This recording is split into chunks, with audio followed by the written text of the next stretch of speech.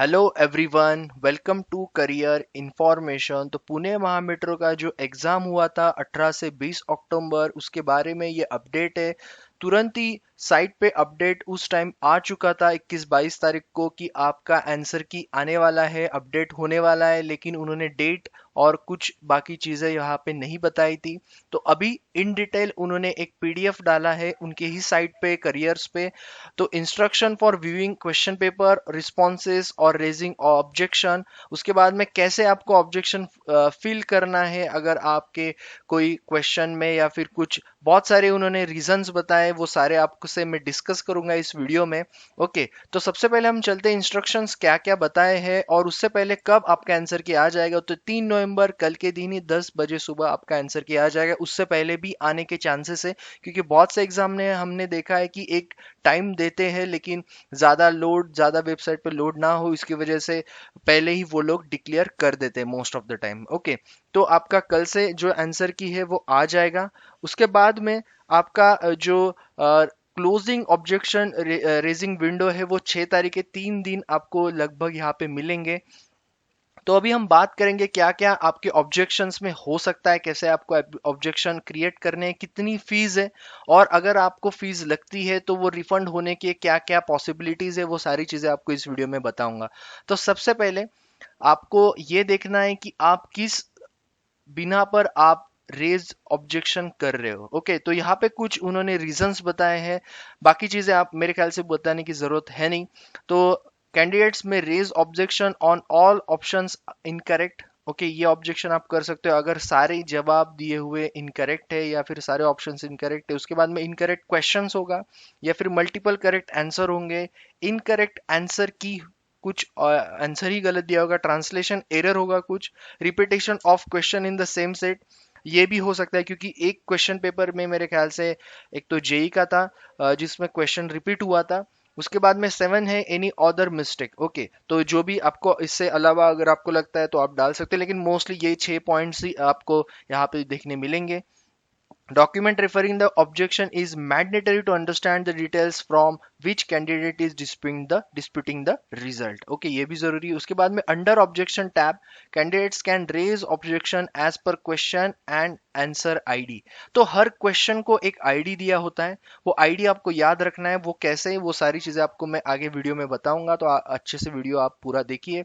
उसके बाद में फीस की बात करेंगे तो 50 रुपीज फीस है। आप पर जो भी ऑब्जेक्शन आप यहाँ पे रेस करोगे उसके लिए आपकी फीस जो है वो 50 रुपीज है। ओके, उसके बाद में ये भी क्वेश्चन होता है बच्चों का कि मैंने ही ऑब्जेक्शन रेस किया है तो ये मुझे ही बेनिफिट होगा या फिर बाकियों को। तो सबको ही होता है वो, क्योंकि आंसर की आपकी अपडेट होती है। बस आपको करना जरूरी भी है क्योंकि हो सकता है आप ही कर रहे हो क्वेश्चन के लिए। ओके, उसके बाद में एक और चीज, refund of objection fees may be allowed only in case the objection is found to be valid. तो ये बहुत इंपॉर्टेंट है कि अगर आपका ऑब्जेक्शन वैलिड है तो ही आपको रिफंड मिलेगा, अदरवाइज आपको रिफंड नहीं मिलेगा।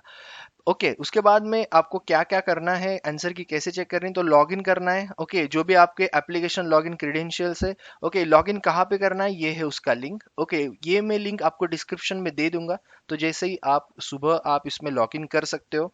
ओके, उसके बाद में आप जब उसको लॉगिन करोगे, जब आपका क्रेडेंशियल्स है, तो click on the question paper, आपको एक टैब ओपन होगा एप्लीकेशन फॉर्म के बगल में, जो होगा आपका आंसर शीट और क्वेश्चन पेपर का। वहां पे आप आपके दिए हुए आंसर और आपको ग्रीन साइन में उनके जो आंसर है वो आपको वहां पे नजर आएंगे। ओके, तो आपको अच्छे से वहां पे व्यू करना है और जो भी क्वेश्चन में आपको प्रॉब्लम लग रहा है वो आईडी आप लिख के रखो और उसका रीजन वगैरह वो सारी चीजें आप लिख के रखो कि क्या वैलिड रीजंस हो सकते हैं और क्या क्या चीजें हो सकती है। ओके, उसके बाद में अगर हम बात करेंगे कैसे फाइल करना है, भी आपको रेज करना है कोई ऑब्जेक्शन, तो आपको कैसे करना है। सो आफ्टर लॉग इन क्या होगा आपका, विथ योर क्रेडेंशियल, जैसे मैंने आपको बोला ये पुणे मेट्रो एप्लीकेशन आएगा। तो जो भी पोस्ट, नंबर ऑफ पोस्ट, बहुत से बच्चों ने नंबर ऑफ पोस्ट को अप्लाई किया है तो आपको यहाँ पे क्लिक करना है एक्शन पे।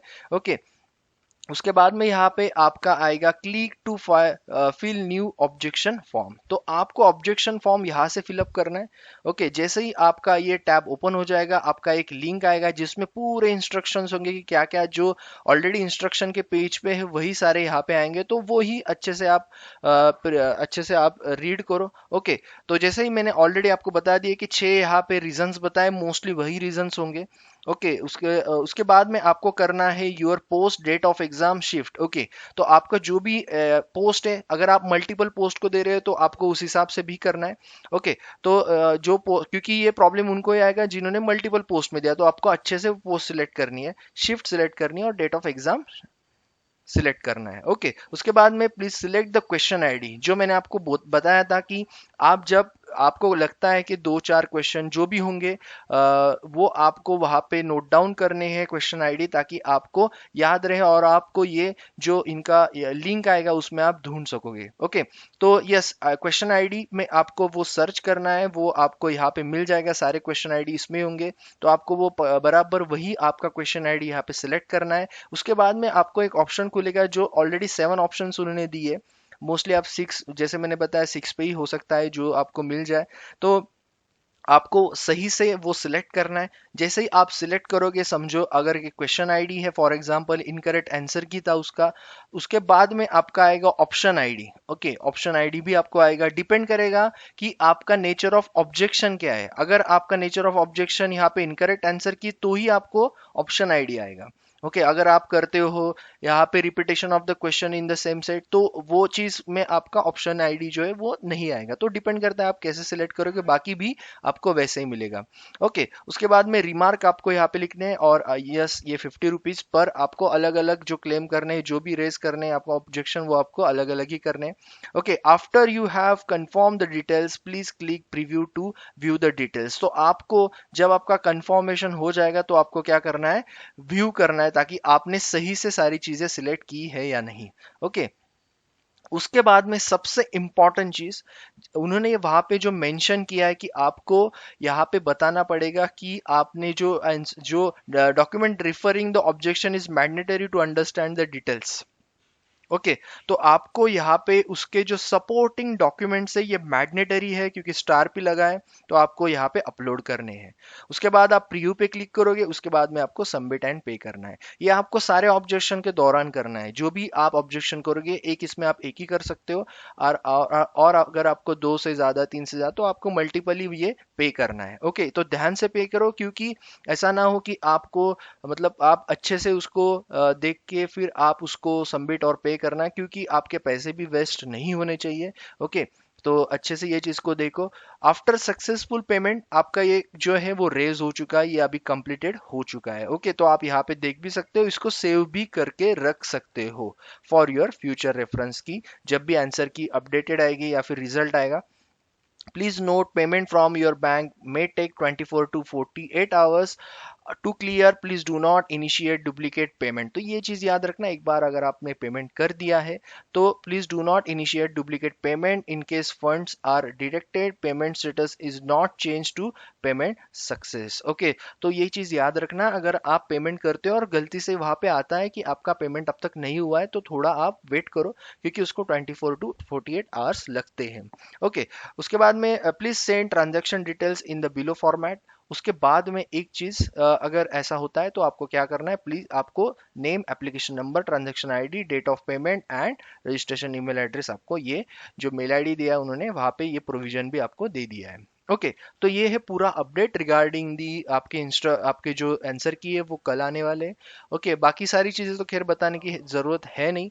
क्वेश्चन आईडी याद से वो रखना, और सपोर्टिंग डॉक्यूमेंट्स। ओके, तो वो भी आप अच्छे से इसको प्रिपेयर करना, जो भी आपको लग रहे हैं। मेरे ख्याल से बहुत से बच्चों को पहले से थोड़ा एक अंदाजा आ जाता है कि ऐसे क्वेश्चंस थे वैसे थे, तो एक बार अच्छे से इसको लुकआउट करके आप अच्छे से उसको आंसर की में आप रेज करो। ओके, सो यस, मैंने अभी आपको 3 लिंक शेयर किए, जो डिस्क्रिप्शन बॉक्स में पहला लिंक आपको मिल जाएगा जहां से आपको सुबह लॉगिन करना है। अभी आपको ये लॉगिन करने के बाद सिर्फ एप्लीकेशन फॉर्म ही दिखेगा, तो ज़्यादा ज़्यादा आप कोशिश मत करो, क्योंकि अभी आने वाला है नहीं, कल ही आएगा जो भी आएगा। उसके बाद में सेकंड लिंक मैंने आपको दिया इंस्ट्रक्शन का। तीसरा लिंक मैंने आपको दिया है डिस्क्रिप्शन बॉक्स में, वो है आपका कैसे आपको फिल करना है, ताकि आप जब कल फिल करोगे तो आपको ये वीडियो देख के भी आपको समझ में आ जाएगा कैसे आपको फिल करना है। अगर कोई क्वेरी तो आप पूछ सकते हो डिस्क्रिप्शन बॉक्स में, ओके, या फिर कमेंट बॉक्स में, तो ताकि जो भी आपको क्वेरी है वो रिजॉल्व हो सके। ओके, सो बाकी कंटिन्यू बने रहिए इस चैनल पे। इसके बाद बहुत सारे बच्चों से मैं रिव्यूज लूंगा रिगार्डिंग कितने मार्क्स उनके आ रहे हैं आफ्टर आंसर की, और उसके बाद कुछ एक्सपेक्टेड कट ऑफ के बारे में भी बात करेंगे। ओके, लेकिन डिपेंड करता है आंसर के आने के बाद बच्चों के मार्क्स के साथ, क्योंकि वो ज़रूरी है। अटेम्प्ट्स पे मैं ज़्यादा नहीं जाता हूँ, जो भी बच्चों के सही मार्क्स है आफ्टर आंसर की, वही उसी के बेसिस पे कट ऑफ जो है हम देखेंगे क्या हो सकता है आइडेंटिटी। तो सब्सक्राइब करना मत भूलना and hit the bell icon, ताकि जो भी नए अपडेट्स आएंगे आपको मिल जाएंगे। बाकी भी रिक्रूटमेंट्स आप जाके चेक कर सकते हो। So thank you all the best.